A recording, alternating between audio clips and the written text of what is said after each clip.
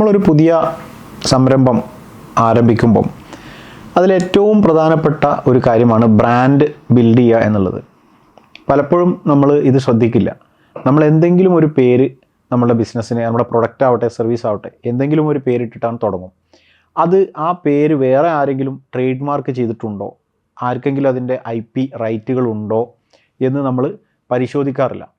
അങ്ങനെ നമ്മുടെ ബിസിനസ് വളർന്ന് വലിയൊരു അവസ്ഥയിൽ എത്തിക്കഴിഞ്ഞിട്ടായിരിക്കും ആരെങ്കിലും നമുക്കൊരു ലീഗൽ നോട്ടീസ് ഇഷ്യൂ ചെയ്യുകയോ അല്ലെങ്കിൽ നമ്മൾക്കെതിരെ ഇൻഫ്രിഞ്ച്മെൻറ്റിന് നടപടിയെടുക്കുകയോ ചെയ്യുമ്പോഴായിരിക്കും നമ്മളാകെ തകരുക. കാരണം ആ സമയമാകുമ്പോഴേക്കും നമ്മുടെ ബ്രാൻഡ്, നമ്മൾ കെട്ടിപ്പടുത്ത ആ ഒരു ബിസിനസ് ആളുകൾ ആ പേരിൽ അറിഞ്ഞിട്ടുണ്ടാവും.